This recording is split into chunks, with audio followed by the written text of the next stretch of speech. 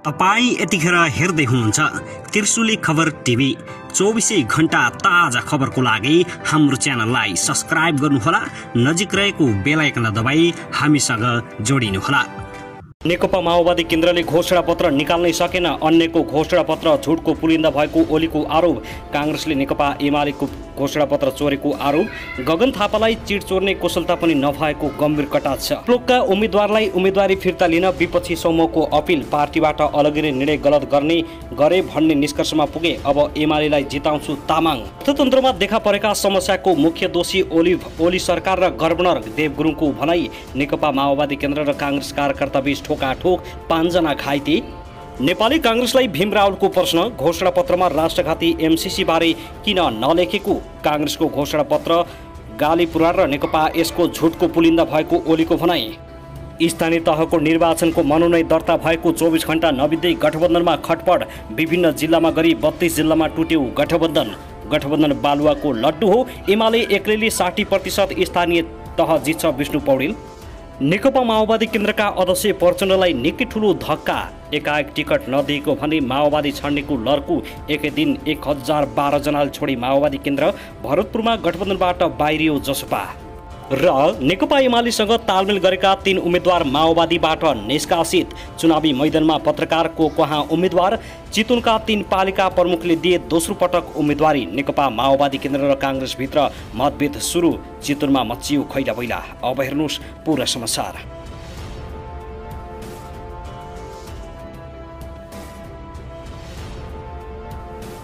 दर्शक महानुभाव नमस्कार, तपाईहरुलाई हार्दिक स्वागत छ हाम्रो च्यानल त्रिशुली खबर टिभीमा।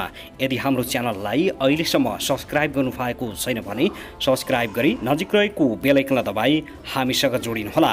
दर्शक फेरि पनि हामी तपाईहरुमाझ निकै महत्त्वपूर्ण खबरका साथ उपस्थित भइसकेका छौं। यो भिडियोलाई अन्तिमसम्म हेरी हामीले साथ दिनुहोला।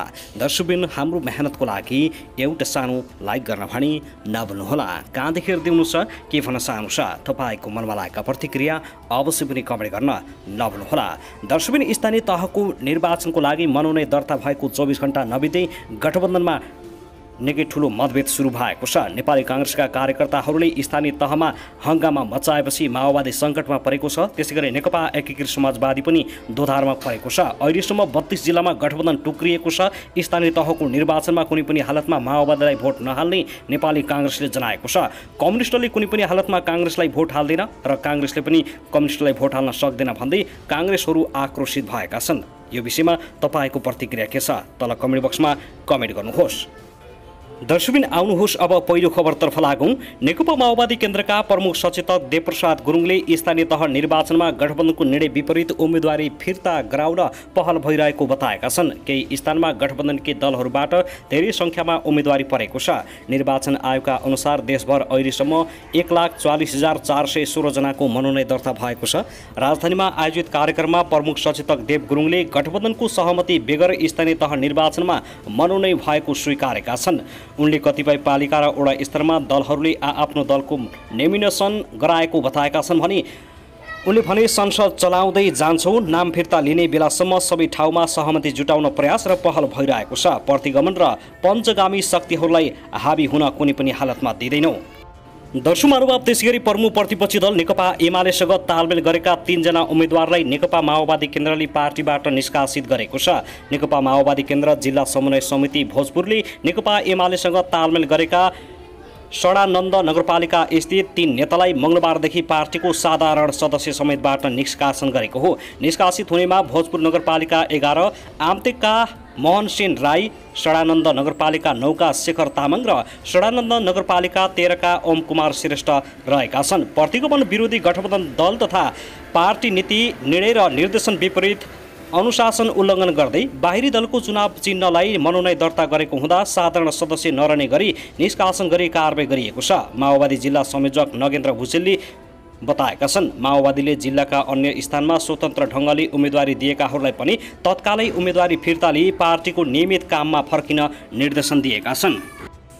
दर्शक महानुभाव त्यसैगरी नेकपा एमालेका अध्यक्ष केपी शर्मा ओलीले कांग्रेसमाथि आफ्नो पार्टीको घोषणा पत्र चोरेको आरोप लगाएका छन्। मनमोहन अधिकारीको 23औं स्मृति दिवसमा आज मंगलबार बोल्दै ओलीले नेकपा एमालेको घोषणापत्रबाट चोर विद्यार्थीले चिट चोरी झैं कांग्रेसले सारेको आरोप लगाएका हुन्। कांग्रेस घोषणापत्र तयारी समितिका संयोजक एवं महामन्त्री गगन थापालाई कटाक्ष गर्दै ओलीले भने नेकपा एमालेको घोषणापत्रबाट चोर विद्यार्थीले चिट चोरी झैं सारेको छ, उता हेरेर यता लेखेको छ, आँखा उता हात यता हुँदा छड्के अक्षर परेको छ।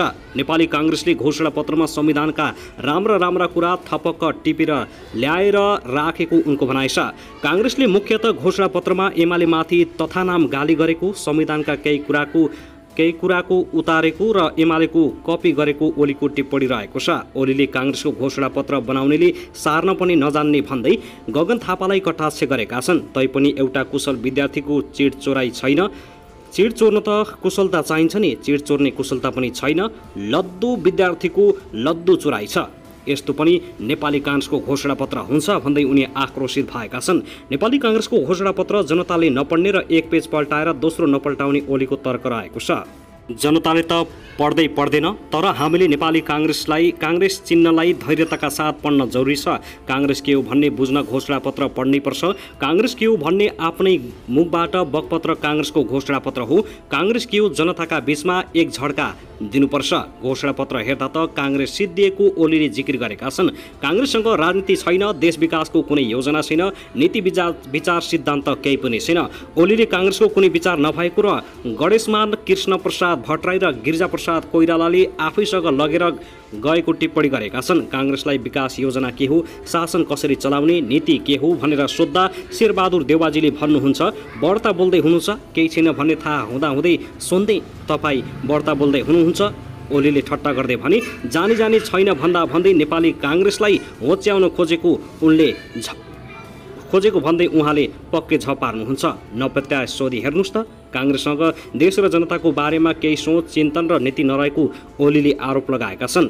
उसले सत्ता खोज्छ, सत्ता टेकाइ राख्न र फेरि सत्तामा आउन गठबन्धन नामको कुहिएको टेको लौरो टेक्न आवश्यक ठान्छ। उनले भने यो लौरो वैशाख 30 गतेको चुनावबाट खलास हुन्छ। कांग्रेसको घोषणापत्र पढेर कांग्रेसको हविगतको इन्जोन गर्न उनले कार्यकर्ताहरूलाई आग्रह समेत गरेका छन्। च्याखेहरू बोकेर कांग्रेसले पोलिटिकल पार्टीको क्यारेक्टर गुमाउँदैछ, यो लोकतन्त्रका लागि चिन्ताको विषय हो। ओलीले कांग्रेसको घोषणापत्रमा शब्दको थुप्रो मात्रै भएको टिप्पणी गरेका छन्। उनले भने अहिले नेपाली कांग्रेसले चुनावी घोषणापत्र भनेर जुन प्रकाशित गरेको छ त्यो कुनै राजनीतिक दस्तावेज होइन, त्यसलाई राजनीतिक दस्तावेज भन्न सकिँदैन। पागलहरूको प्रलाप हो। मुख छान्ने, गाली गर्ने, तथानाम भन्ने बाहेक केही पनि छैन। अनि कसरी हुन सक्छ राजनीतिक दस्तावेज? घोषणापत्रमा नेकपा एमालेलाई धारे हात मात्रै लगाएको उनले आरोप लगाएका छन्। ओलीले भने उत्ताउलो विकास गर्यो, रेल ल्याउन के जरुरी, पाइपलाइन ल्याउन के जरुरी, यो गर्छु भन्ने त्यो गर्छु भन्यो, 5 वर्ष खेर गयो, यस्तै बकवास घोषणापत्रमा लेखिएको छ। दर्शकहरू, अब त्यसै गरी नेकपा एमालेका नेता भीमबहादुर रावल नेपाली कांग्रेसप्रति असन्तुष्ट भएका छन्। कांग्रेसले आसन्न स्थानीय तहको निर्वाचनको घोषणापत्रमा प्रतिनिधि सभा विघटन विरुद्ध अदालत गएको विषय उल्लेख गरेपछि रुष्ट बनेका हुन्। नेता रावलले ट्विटरमा लेखेका छन्, संविधान विपरीतको प्रतिनिधि सभा विघटन विरुद्ध अदालतमा मैले हस्ताक्षर गरेको निकाले घोषणापत्रमा लेखेछ। राष्ट्रघाती प्रावधान भएका एमसीसीसँगका दर्जनौं सम्झौता संसदलाई थाहा नदिई मूल सम्झौता होहल्ला बेच अनुमोदन गर्ने कुरा मुद्दा हाल्दा र गठबन्धनको कार्यक्रममा थिएन भन्ने तथ्य किन नलेखेको भन्दै प्रश्न गरेका छन्। संविधान विपरीतको प्रतिनिधि सभा विघटन विरुद्ध अदालतमा मैले हस्ताक्षर गरेको निकाले घोषणापत्रमा लेखेछ। राष्ट्रघाती प्रावधान भएका एमसीसीका दर्जन सम्झौता संसदलाई थाहा नदिई मूल सम्झौता होहल्ला बीच अनुमोदन गर्ने कुरा मुद्दा हाल्दा र गठबन्धनको कार्यक्रममा थिएन भन्ने तथ्य छैन। प्रतिनिधि सभा विघटनको विषयलाई उल्लेख गरेको कांग्रेसले राष्ट्रघाती प्रावधान भएका एमसीसीका दर्जनौं सम्झौतामा संसदलाई थाहा नदिई होहल्ला बीच अनुमोदन गरेको बताइएको छ।